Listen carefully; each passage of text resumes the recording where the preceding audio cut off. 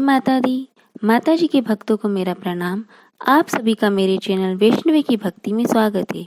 आज हम अध्ययन 2, 3, 4 का वर्णन करेंगे।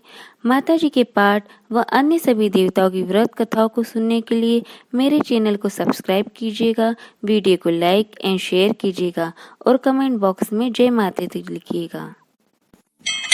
जय माता दी। द्वितीय अध्याय में देवताओं के तेज से देवी का किस तरह से प्रादुर्भाव हुआ और देवी के द्वारा कैसे महिषासुर की सेना का वध हुआ, उसका हम वर्णन करेंगे। द्वितीय अध्याय देवताओं के तेज से देवी का प्रादुर्भाव और महिषासुर की सेना का वध। विनियोग। मध्यम चरित्र के विष्णु ऋषि महालक्ष्मी देवता उष्णिक छंद शाकंभरी शक्ति दुर्गा बीज वायु तत्व और यजुर्वेद स्वरूप है। श्री महालक्ष्मी की प्रसन्नता के लिए मध्यम चरित्र के पाठ में इसका विनियोग है। मैं कमल के आसन पर बैठी हुई प्रसन्न मुख वाली महिषासुर मर्दिनी भगवती महालक्ष्मी का भजन करती हूँ, जो अपने हाथों में अक्षमाला, फरसा, गदा, बाण, व्रज, पद, धनुष, कुंडिका, दंड, शक्ति, खड्ग, ढाल, शंख, घंटा, मधुपात, शूल, पाश और चक्र धारण करती है।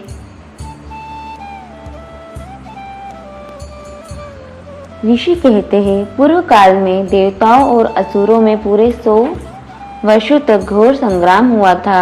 उसमें असुरों का स्वामी महिषासुर था और देवताओं के नायक इंद्र थे। उस युद्ध में देवताओं की सेना महाबली असुरों से परास्त हो गई। संपूर्ण देवताओं को जीतकर महिषासुर इंद्र बन बैठा। तब पराजित देवता प्रजापति ब्रह्मा जी को आगे करके उस स्थान पर गए जहाँ भगवान शंकर और विष्णु विराजमान थे। देवताओं ने महिषासुर के पराक्रम तथा अपनी पराजय का यथावत वृत्तांत उन दोनों देवेश्वरों से विस्तार पूर्वक कह सुनाया। वे बोले, भगवान महिषासुर सूर्य, इंद्र, अग्नि, वायु, चंद्रमा, यम, वरुण तथा अन्य देवताओं के भी अधिकार छीनकर स्वयं ही सबका अधिष्ठाता बन बैठा है। उस दुरात्मा महिष ने समस्त देवताओं को स्वर्ग से निकाल दिया है।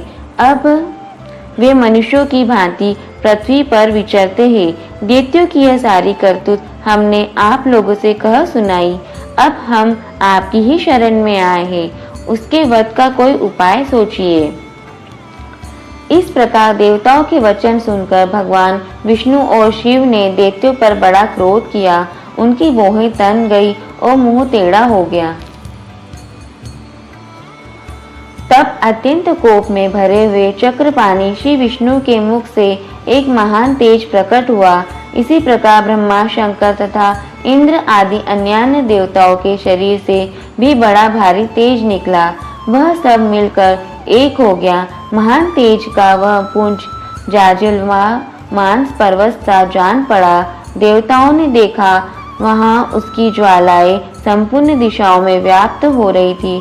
संपूर्ण देवताओं के शरीर से प्रकट हुए उस तेज की कहीं तुलना नहीं थी।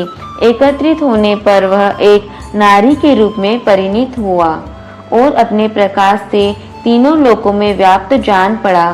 भगवान शंकर का जो तेज था, उससे उस देवी का मुख प्रकट हुआ। यमराज के तेज से उसके सिर में बाल निकल आए।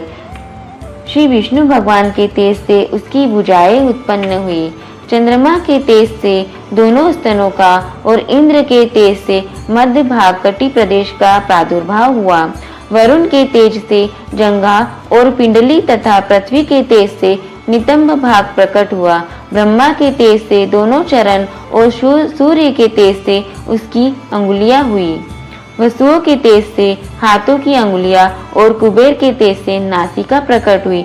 उस देवी के दांत प्रजापति के तेज से और 3 नेत्र अग्नि के तेज से प्रकट हुए थे। उसकी भौहें संध्या के और कान वायु के तेज से उत्पन्न हुए थे। इसी प्रकार अन्य देवताओं के तेज से भी उस कल्याणमयी देवी का आविर्भाव हुआ। तदंतर समस्त देवताओं के तेज पुंज से प्रकट हुई देवी को देखकर महिषासुर के सताए हुए देवता बहुत प्रसन्न हुए। पिनाकधारी भगवान शंकर ने अपने शूल से एक शूल निकालकर उन्हें दिया। फिर भगवान विष्णु ने भी अपने चक्र से चक्र उत्पन्न करके भगवती को अर्पण किया। वरुण ने भी शंख भेंट किया, अग्नि ने उन्हें शक्ति दी और वायु ने धनुष तथा बाण से भरे हुए 2 तरकश प्रदान किए।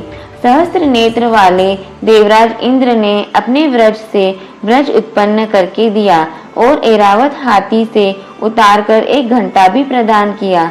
यमराज ने काल दंड से दंड, वरुण ने पाश, प्रजापति ने स्फटिकाक्ष की माला तथा ब्रह्मा जी ने कमंडलू भेंट किया। सूर्य ने देवी के समस्त रोमकूपों में अपनी किरणों का तेज भर दिया। काल ने उन्हें चमकती हुई ढाल और तलवार दी। क्षीर समुद्र ने उज्जवल हार तथा कभी जीर्ण न होने वाले 2 दिव्य वस्त्र भेंट किए। साथ ही उन्होंने दिव्य चूड़ामणि, 2 कुंडल, कड़े, उज्जवल अर्धचंद्र, सब बाहुओं के लिए केयूर, दोनों चंद्रनों के लिए निर्मल नुपुर, गले की सुंदर हसली और सब अंगुलियों में पहनने के लिए रत्नों की बनी अंगूठियां भी दी। विश्वकर्मा ने उन्हें अत्यंत निर्मल फरसा भेंट किया। साथ ही अनेक प्रकार के अस्त्र और अभेद कवच दिए। इनके सिवा मस्तक और वक्ष स्थल पर धारण करने के लिए कभी न कुम्हालने वाले कमलों की मालाएं दी। जल्दी ने उन्हें सुंदर कमल का फूल भेंट किया। हिमालय ने सवारी के लिए सिंह तथा भांति भांति रत्न समर्पित किए। धनाध्यक्ष कुबेर ने मधु से भरा पान पात्र दिया तथा संपूर्ण नागों के राजा शेष ने जो इस पृथ्वी को धारण करते हैं उन्हें बहुमूल्य मणियों से विभूषित नागाहार भेंट दिया। इसी प्रकार अन्य देवताओं ने भी आभूषण और अस्त्र शस्त्र देकर देवी का सम्मान किया। तत्पश्चात उन्होंने बारंबार अट्टहास पूर्वक उच्च स्वर से गर्जना की। उनके भयंकर नाद से संपूर्ण आकाश गूंज उठा। देवी का वह अत्यंत उच्च स्वर से किया हुआ सिंहनाद कहीं समा न सका। आकाश उसके सामने लघु प्रतीत होने लगा। उससे बड़े जोर की प्रतिध्वनि हुई जिससे संपूर्ण विश्व में हलचल मच गई और समुद्र कांप उठे, पृथ्वी डोलने लगी और समस्त पर्वत हिलने लगे। उस समय देवताओं ने अत्यंत प्रसन्नता के साथ सिंहवाहिनी भवानी से कहा, देवी तुम्हारी जय हो। साथ ही महर्षियों ने भक्ति भाव से विनम्र होकर उनका स्तवन किया। संपूर्ण तिलोकी को क्षोभग्रस्त देख दैत्यगण अपनी समस्त सेना को कवच आदि से सुसज्जित कर हाथों में हथियार ले सहसा उठकर खड़े हो गए। उस समय महिषासुर ने बड़े क्रोध में आकर कहा, आह यह क्या हो रहा है। फिर वह संपूर्ण असुरों से घिर कर उस सिंहनाद की और लक्ष्य करके दौड़ा और आगे पहुंचकर उसने देवी को देखा जो अपनी प्रभा से तीनों लोकों को प्रकाशित कर रही थी। उनके चरणों के भार से पृथ्वी दबी जा रही थी। माथे के मुकुट से आकाश में रेखा सी खींच रही थी तथा वे अपने धनुष की टंकार से सातों पातालों को क्षुब्ध किए देती थी। देवी अपनी हजारों भुजाओं से संपूर्ण दिशाओं को आच्छादित करके खड़ी थी। तदंतर उनके साथ दैत्यों का युद्ध छिड़ गया। नाना प्रकार के अस्त्र शस्त्रों के प्रहार से संपूर्ण दिशाएं उद्दासित होने लगी। चिक्षुर नामक महान असुर महिषासुर सेना नायक था। वह देवी के साथ युद्ध करने लगा। अन्य दैत्यों की चतुरंगनी सेना साथ लेकर चामर भी लड़ने लगा। 7,000 रथियों के साथ आकर उदग्र नामक महादैत्य लोहा लिया। 1 करोड़ रथियों को साथ लेकर महाअनु नामक दैत्य युद्ध करने लगा जिसके रोए तलवार के समान तीखे थे। वह असीलोमा नामक महादैत्य 5 करोड़ रथी सैनिकों सहित युद्ध में आ डटा। 7 लाख रथियों से घिरा हुआ बाष्कल नामक दैत्य भी उस युद्ध भूमि में लड़ने लगा। परिवारित नामक राक्षस हाथी सवार और घुड़सवारों के अनेक दलों तथा 1 करोड़ रथियों की सेना लेकर युद्ध करने लगा। बिडाल नामक दैत्य 5 अरब रथियों से घिर कर लोहा लेने लगा। इनके अतिरिक्त और भी हजारों महादैत्य रथ, हाथी और घोड़ों की सेना साथ लेकर महादेवी के साथ युद्ध करने लगे। स्वयं महिषासुर उस रणभूमि में कोटि कोटि सहस्र रथ, हाथी और घोड़ों की सेना से घिरा हुआ खड़ा था। वे दैत्य देवी के साथ तोमर, भिंडी पाल, शक्ति, मूषल, खड्ग, परशु और पट्टिस आदि अस्त्र शस्त्रों का प्रहार करते हुए युद्ध कर रहे थे। कुछ दैत्यों ने उन पर शक्ति का प्रहार किया, कुछ लोगों ने पास फेंके तथा कुछ दूसरे दैत्य ने खड्ग प्रहार करके देवी को मार डालने का उद्योग किया। देवी ने भी क्रोध में भरकर खेल खेल में ही अपने अस्त्र शस्त्रों की वर्षा करके दैत्यों के वे समस्त अस्त्र शस्त्र काट डाले। उनके मुख पर परिश्रम या थकावट का रंच मात्र भी चिन्ह नहीं था। देवता और ऋषि उनकी स्तुति करते थे। वे और भी भगवती परमेश्वरी दैत्यों के शरीरों पर अस्त्र शस्त्रों की वर्षा करती रही। देवी का वाहन सिंह भी क्रोध में भरकर गर्दन के बालों को हिलाता हुआ असुरों की सेना में इस प्रकार विचरने लगा मानो वनों में दावानल फैल रहा हो। रणभूमि में दैत्यों के साथ युद्ध करती हुई अंबिका देवी ने जितने निश्वास छोड़े वे सभी तत्काल सैकड़ों हजारों गणों के रूप में प्रकट हो गए और परशु, भिंडीपाल, खड्ग तथा पट्टिस आदि अस्त्रों द्वारा असुरों का सामना करने लगे। देवी की शक्ति से बड़े हुए वे गण असुरों का नाश करते हुए नगाड़ा और शंख आदि बाजे बजाने लगे। उस संग्राम महोत्सव में कितने ही गण मृदंग बजा रहे थे। तदंतर देवी ने त्रिशूल से, गदा से, शक्ति की वर्षा से और खड्ग आदि से सैकड़ों महादैत्यों का संहार कर डाला। कितनों को घंटे के भयंकर नाद से मूर्छित करके मार गिराया। बहुतेरे दैत्यों का पास से बांधकर धरती पर घसीटा। कितने ही दैत्य उनकी तीखी तलवार की मार से दो दो टुकड़े हो गए। कितने ही गदा की चोट से घायल हो धरती पर सो गए। कितने ही मूसल की मार से अत्यंत आहत होकर रक्त वमन करने लगे। कुछ दैत्य सूल से छाती फट जाने के कारण पृथ्वी पर ढेर हो गए। उस रणांगण में बाण समूहों की वृष्टि से कितने ही असुरों की कमर टूट गई। बाज की तरह झपटने वाले देव पीड़क दैत्यगण अपने प्राणों से हाथ धोने लगे। किन्हीं की बाहें छिन्न भिन्न हो गई, कितनों को गर्दन कट गई। कितने ही दैत्यों के मस्तक कट कट कर गिरने लगे। कुछ लोगों के शरीर मध्य भाग में ही विदीर्ण हो गए। कितने ही महादैत्य जांघें कट जाने से पृथ्वी पर गिर पड़े। कितनों को ही देवी ने एक बाह, एक पैर और एक नेत्र वाले करके दो टुकड़ों में चीर डाला। कितने ही दैत्य मस्तक कट जाने पर भी गिर कर फिर उठ जाते और केवल धड़ के ही रूप में अच्छे अच्छे हथियार हाथ में ले देवी के साथ युद्ध करने लगते थे। दूसरे कबंध युद्ध के बाजू की लय पर नाचते थे। कितने ही बिना सिर के धड़ हाथों में खड्ग, शक्ति और रिष्टि लिए दौड़ते थे तथा दूसरे दूसरे महादैत्य ठहरो ठहरो यह कहते हुए देवी को युद्ध के लिए ललकारते थे। जहाँ वह घोर संग्राम हुआ था वहाँ की धरती देवी के गिराए हुए रथ, हाथी, घोड़े और असुरों की लाशों से ऐसी पट गई थी कि वहां चलना फिरना असंभव हो गया था। दैत्यों की सेना में हाथी, घोड़े और असुरों के शरीरों से इतनी अधिक मात्रा में रक्तपात हुआ था कि थोड़ी ही देर में वहां खून की बड़ी बड़ी नदियां बहने लगी। जगदम्बा ने असुरों की विशाल सेना का क्षण भर में नष्ट कर दिया। ठीक उसी तरह जैसे तृण और काठ के भारी ढेरों को आग कुछ ही क्षणों में भस्म कर देती है, और वह सिंह भी गर्दन के बालों को हिला हिलाकर जोर जोर से गर्जना करता हुआ दैत्यों के शरीरों से मानो उनके प्राण चुन लेता था। वहां देवी के गणों ने भी उन महादैत्यों के साथ ऐसा युद्ध किया जिससे आकाश में खड़े हुए देवतागण उन पर बहुत संतुष्ट हुए और फूल बरसाने लगे। इस प्रकार श्री मार्कंडेय पुराणे शार्वणिके मनवंतरे कथा के अंतर्गत देवी महात्म्य में महिषासुर सेना वध का नामक दूसरा अध्याय संपूर्ण हुआ। जय माता दी। तृतीय अध्याय, तीसरे अध्याय में किस तरह से माता जी ने महिषासुर की सेना का वध किया था और साथ ही में महिषासुर महापराक्रमी का भी वध किया था, हम उसी का वर्णन करेंगे। तृतीय अध्याय सेनापतियों सहित महिषासुर का वध। ध्यानम। जगदम्बा के श्री अंगों की कांति उदय काल के सहस्त्रों सूर्यों के समान है। वे लाल रंग की रेशमी साड़ी पहने हुए हैं। उनके गले में मुंडमाला शोभा पा रही है। दोनों स्तनों पर रक्त चंदन का लेप लगा है। वे अपने कर कमलों में जप मालिका, विज्ञा और अभय तथा वर नामक मुद्राएं धारण किए हुए हैं। 3 नेत्रों से सुशोभित मुखारविंद की बड़ी शोभा हो रही है।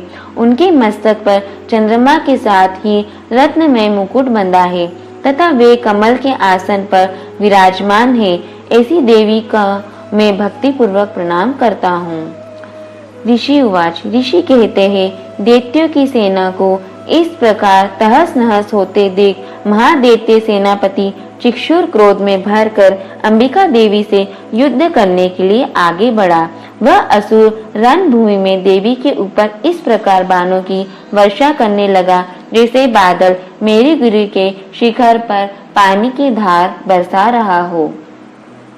तब देवी ने अपने बाणों से उसके बाण समूह को अनायास ही काटकर उसके घोड़ों और सारथी को भी मार डाला। साथ ही उसके धनुष तथा अत्यंत ऊंची ध्वजा को भी तत्काल काट गिराया। धनुष कट जाने पर उसके अंगों को अपने बाणों से बींध डाला।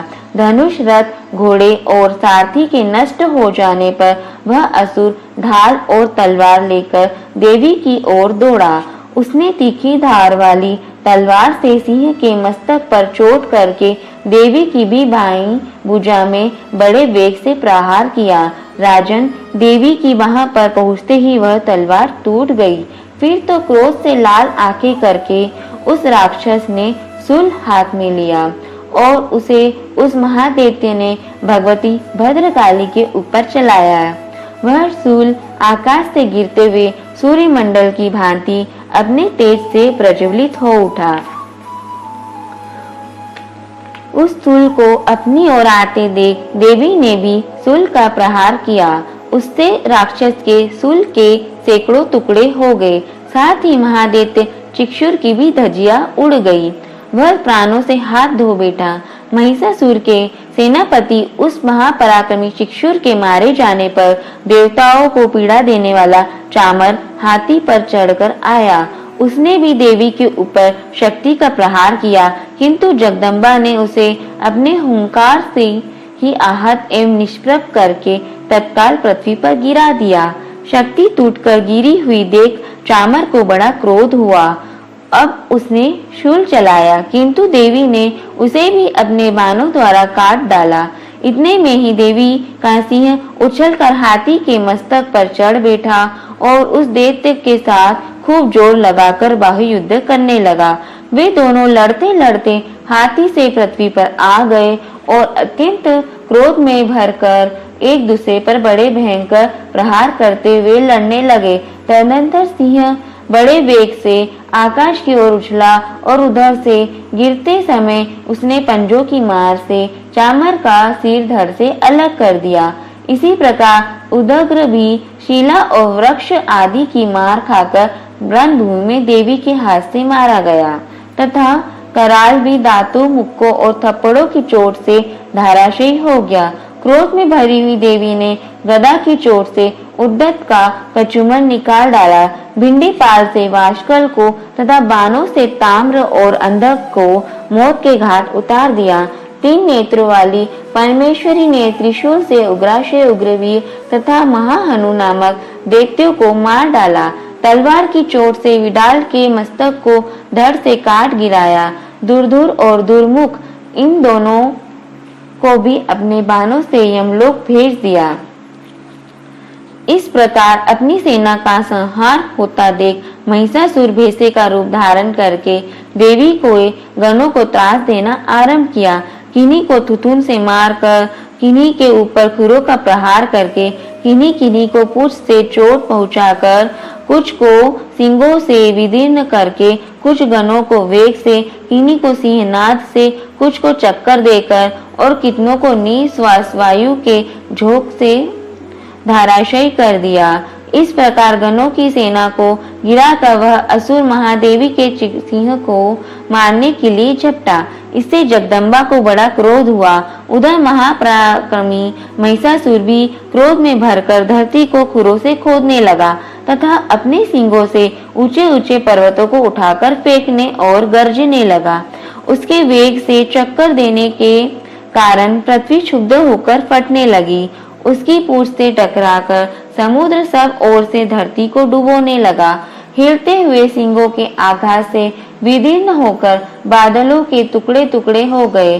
उसके श्वास की प्रचंड वायु के वेग से उड़े हुए सैकड़ों पर्वत आकाश से गिरने लगे। इस प्रकार क्रोध में भरे हुए उस महादैत्य को अपनी ओर आते देख चंडिका ने उसका वध करने के लिए महान क्रोध किया। उन्होंने पास फेंककर उस महान असुर को बांध लिया। उस महासंग्राम में बंध जाने पर उसने भैंसे का रूप त्याग दिया और तत्काल सिंह के रूप में वह प्रकट हो गया। उस अवस्था में जगदम्बा जो ही उसका मस्तक काटने के लिए उद्यत हुई तो ही वह खड्गधारी पुरुष के रूप में दिखाई देने लगा। तब वह देवी ने तुरंत ही बाणों की वर्षा करके ढाल और तलवार के साथ उस पुरुष को भी बींध डाला। इतने में ही वह महान गजराज के रूप में परिणित हो गया तथा अपनी सूंड से देवी के विशाल सिंह को खींचने और गर्जने लगा। खींचते समय देवी ने तलवार से उसकी सूंड काट डाली। तब उस महादैत्य ने पुनः भैंसे का शरीर धारण कर लिया और पहले की ही भांति चराचर प्राणियों सहित तीनों लोकों को व्याकुल करने लगा। तब क्रोध में भरी हुई जगन माता चंडिका बारंबार उत्तम मधु का पान करने और लाल आंखें करके हंसने लगी। उधर वह बल और पराक्रम के मद से उन्मत्त हुआ राक्षस गर्जने लगा और अपनी सींगों से चंडी के ऊपर पर्वतों को फेंकने लगा। उस समय देवी अपने बाणों के समूह से उसके फेंके हुए पर्वतों को चूर्ण करती हुई बोली। बोलते समय उनका मुख मधु के मद से लाल हो रहा था और वाणी लड़खड़ा रही थी। देवी ने कहा, ओ मूढ़, मैं जब तक मधु पीती हूँ तब तक तू क्षण भर के लिए खूब गरज ले। मेरे हाथ से यही तेरी मृत्यु हो जाने पर अब शीघ्र भी देवता भी गर्जना करेंगे। ऋषि कहते, यो कहकर देवी उछली और उस महादैत्य के ऊपर चढ़ गई। फिर अपने पैर से उसे दबाकर उन्होंने शूल से उसके कंठ में आघात किया। उनके पैर से दबा होने पर भी महिषासुर अपने मुख से दूसरे रूप में बाहर होने लगा। अभी आधे शरीर से ही वह बाहर निकलने पाया था कि देवी ने अपने प्रभाव से उसे रोक दिया और आधा निकला होने पर भी वह महादैत्य देवी से युद्ध करने लगा। तब देवी ने बहुत बड़ी तलवार से उसका मस्तक काट गिराया। फिर तो हाहाकार करती हुई दैत्यों की सारी सेना भाग गई तथा संपूर्ण देवता अत्यंत प्रसन्न हो गए। देवताओं ने देवी के दिव्य महर्षियों के साथ दुर्गा देवी का स्तवन किया। गंधर्व राज गाने लगे तथा अप्सराएं नृत्य करने लगी। इस प्रकार श्री मार्कंडेय पुराणे शार्वणिकी वनवंतरी के कथा के अंतर्गत देवी महात्म्य महिषासुर वध नामक तीसरा अध्याय संपूर्ण हुआ। जय माता दी। चतुर्थ अध्याय में जब महिषासुर नामक महापराक्रमी दैत्य देवी के हाथों से मारा गया तब इंद्रादि देवताओं द्वारा देवी की जो स्तुति की गई उसी का वर्णन किया गया है। चतुर्थो अध्याय इंद्रादि देवताओं द्वारा देवी की स्तुति। ध्यानम। सिद्धि की इच्छा रखने वाले पुरुष जिनकी सेवा करते हैं तथा देवता जिन्हें सब ओर से घेरे रहते हैं उन जया नाम वाली दुर्गा देवी का ध्यान करें। उनके श्री अंगों की आभा काले मेघ के समान श्याम है। वे अपने कटाक्षों से शत्रु समूहों की भय प्रदान करती है। उनके मस्तक पर आबद्ध चंद्रमा की रेखा शोभा पाती है। वे अपने हाथों में शंख चक्र कृपान और त्रिशूल धारण करती है। उनके 3 नेत्र है। वे सिंह के कंधे पर चढ़ी हुई है और अपने तेज से तीनों लोकों को परिपूर्ण कर रही है। ऋषि कहते हैं अत्यंत पराक्रमी दुरात्मा महिषासुर तथा उसकी दैत्य सेना के देवी के हाथ से मारे जाने पर इंद्र आदि देवता प्रणाम के लिए गर्दन तथा कंधे झुकाकर उन भगवती दुर्गा का उत्तम वचनों द्वारा स्तवन करने लगे। उस समय उनके सुंदर अंगों में अत्यंत हर्ष के कारण रोमांच हो आया था। देवता बोले, संपूर्ण देवताओं की शक्ति का समुदाय ही जिनका स्वरूप है तथा जिन देवी ने अपनी शक्ति से संपूर्ण जगत को व्याप्त कर रखा है, समस्त देवताओं और महर्षियों की पूजनीय उन जगदम्बा को हम भक्ति पूर्वक नमस्कार करते हैं। वे हम लोगों का कल्याण करें। जिनके अनुपम प्रभाव और बल का वर्णन करने में भगवान शेषनाग ब्रह्मा जी तथा महादेव जी भी समर्थ नहीं है। वे भगवती चंडिका संपूर्ण जगत का पालन एवं अशुभ भय का नाश करने का विचार करे। जो पुण्यात्माओं के घरों में स्वयं ही लक्ष्मी रूप से, पापियों के यहाँ दरिद्रता रूप से, शुद्ध अंतःकरण वाले पुरुषों के हृदय में बुद्धि रूप से, सत्पुरुषों में श्रद्धा रूप से तथा कुलीन मनुष्य में लज्जा रूप से निवास करती है, उन आप भगवती दुर्गा को हम नमस्कार करते हैं। देवी, आप संपूर्ण विश्व का पालन कीजिए। देवी, आपकी इस अचिंत्य रूप का असुरों का नाश करने वाले भारी पराक्रम का तथा समस्त देवताओं और दैत्यों के समक्ष युद्ध में प्रकट किए हुए आपके अद्भुत चरित्रों का हम किस प्रकार वर्णन करें। आप संपूर्ण जगत की उत्पत्ति में कारण है। आप में सत्व गुण, रजोगुण और तमोगुण ये तीनों गुण मौजूद है, तो भी दोषों के साथ आपका संसर्ग नहीं जान पड़ता। भगवान विष्णु और महादेव जी आदि देवता भी आपका पार नहीं पाते। आप ही सबका आश्रय है। यह समस्त जगत आपका असंभूत है, क्योंकि आप सबकी आदिभूत अव्याकृता परा प्रकृति है। देवी, संपूर्ण यज्ञों में जिसके उच्चारण से सब देवता तृप्ति लाभ करते हैं, वह स्वहा आप ही है। इसके अतिरिक्त आप पितरों की भी तृप्ति का कारण है। अतएव सब लोग आपको सौदा भी कहते हैं। देवी, जो मोक्ष की प्राप्ति का साधन है, अचिंत्य महाव्रत स्वरूपा है, समस्त दोषों से रहित है, जितेंद्रीय तत्वों को ही सार वस्तु मानने वाले तथा मोक्ष की अभिलाषा रखने वाले मुनिजन जिसका अभ्यास करते हैं, वह भगवती पराविज्ञा आप ही है। आप शब्द स्वरूपा है। अत्यंत निर्मल ऋग्वेद, यजुर्वेद तथा उद्गीत के मनोहर पदों के पाठ से युक्त सामवेद का भी आधार आप ही है। आप देवी त्रयी और भगवती 6 ऐश्वर्य से युक्त है। इस विश्व की उत्पत्ति एवं पालन के लिए आप ही वार्ता के रूप में प्रकट हुई है। आप संपूर्ण जगत की घोर पीड़ा का नाश करने वाली है। देवी, जिससे समस्त शास्त्रों के सार का ज्ञान होता है, वह मेधा शक्ति आप ही है। दुर्गम भव सागर से पार उतारने वाली नौका रूप दुर्गा देवी भी आप ही है। आपकी कहीं भी आशक्ति नहीं है। केटक के शत्रु भगवान विष्णु के वक्ष स्थल में एकमात्र निवास करने वाली भगवती लक्ष्मी तथा भगवान चंद्रशेखर द्वारा सम्मानित गौरी देवी भी आप ही है। आपका मुख मंद मुस्कान से सुशोभित निर्मल पूर्ण चंद्रमा के बिंब का अनुकरण करने वाला और उत्तम स्वर्ण की मनोहर कांति से कमनीय है। तो भी उसे देखकर महिषासुर को क्रोध हुआ और सहसा उसने उस पर प्रहार कर दिया। यह बड़े आश्चर्य की बात है।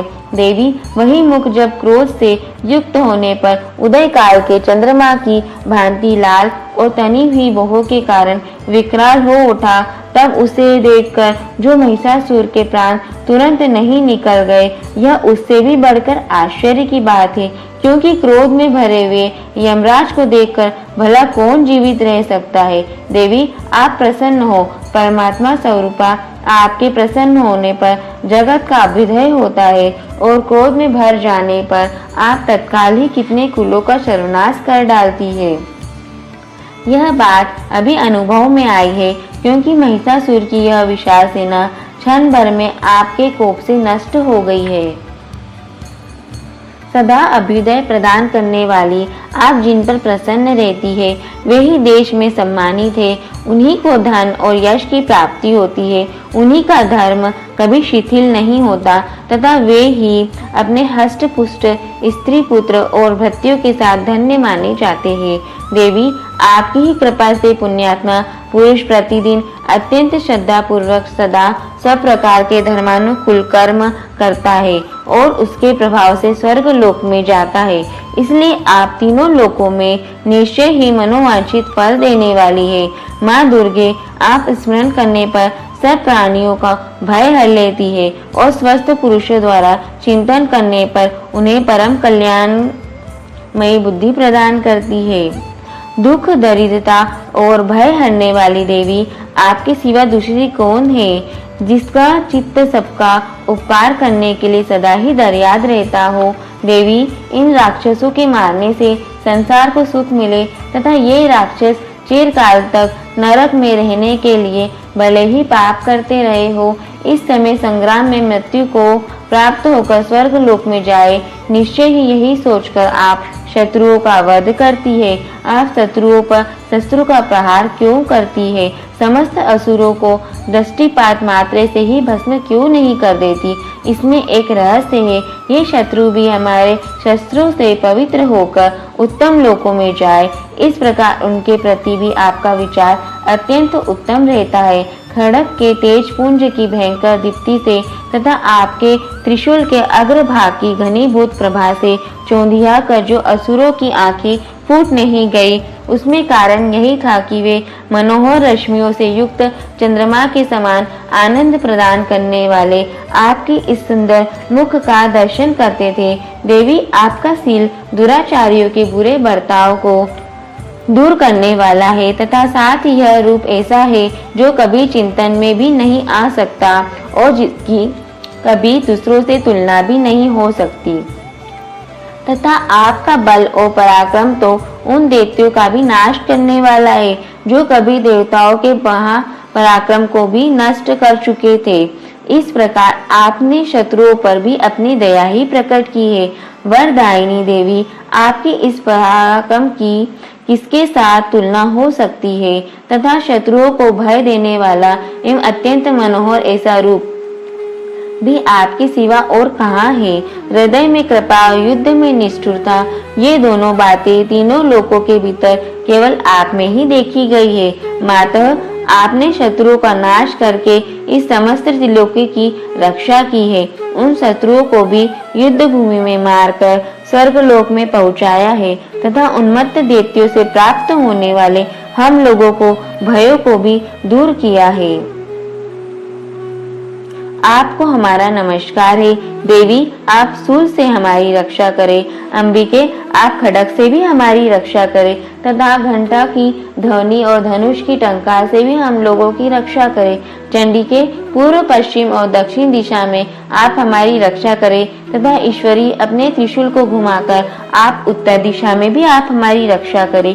तीनों लोकों में आपके जो परम सुंदर एवं अत्यंत भयंकर रूप विचरते रहते हैं, उनके द्वारा भी आप हमारी तथा इस भूलोक की रक्षा करें। अंबिके, आपके कर पल्लवों में शोभा पाने वाले खड्ग, शूल और गदा आदि जो अस्त्र हो, उन सबको द्वारा आप सब ओर से हम लोगों की रक्षा करें। ऋषि कहते, इस प्रकार जब देवताओं ने जगन माता दुर्गा की स्तुति की और नंदन वन के दिव्य पुष्पों एवं गंधन चंदन आदि के द्वारा उनका पूजन किया, फिर सबने मिलकर जब भक्ति पूर्वक दिव्य धूपों की सुगंध निवेदन की, तब देवी ने प्रसन्न वदन होकर प्रणाम करते हुए सब देवताओं से कहा।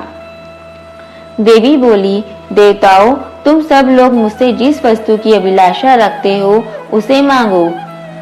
देवता बोले, भगवती ने हमारी सब इच्छा पूर्ण कर दी है, अब कुछ भी बाकी नहीं है, क्योंकि हमारा यह शत्रु महिषासुर मारा गया। महेश्वरी, इतने पर भी यदि आप हमें और वर देना चाहती है तो हम जब जब आपका स्मरण करें तब तब आप दर्शन देकर हम लोगों के महान संकट दूर कर दिया करें तथा प्रसन्न मुखे अंबिके, जो मनुष्य इन स्रोतों द्वारा आपकी स्तुति करे, उसे वित्त, समृद्धि और वैभव देने के साथ ही उसकी धन और स्त्री आदि संपत्ति को भी बढ़ाने के लिए आप सदा हम पर प्रसन्न रहे। ऋषि कहते, राजन, देवताओं ने जब अपने तथा जगत के कल्याण के लिए भद्रकाली देवी को इस प्रकार प्रसन्न किया, तब वे तथास्तु कहकर वहीं अंतर ध्यान हो गई। भूपाल इस प्रकार पूर्व काल में तीनों लोकों का हित चाहने वाली देवी जिस प्रकार देवताओं के शरीर से प्रकट हुई थी, वह सब कथा मैंने कह सुनाई। अब पुनः देवताओं का उपकार करने वाली वे देवी दुष्ट दैत्यों तथा निशुंभ शुंभ का वध करने के लिए एवं स्वयं लोकों की रक्षा करने के लिए गौरी देव के शरीर से जिस प्रकार प्रकट हुई थी, वह सब प्रसंग मेरे मुंह से सुनो। मैं उसका तुमसे यथावत वर्णन करता हूँ। इस प्रकार श्री मार्कंड पुराणे शार्वणिके मन्वंतरे कथा के अंतर्गत देवी महात्म्य शुक्रादि स्तुति नाम चतुर्थो अध्याय संपूर्ण हुआ।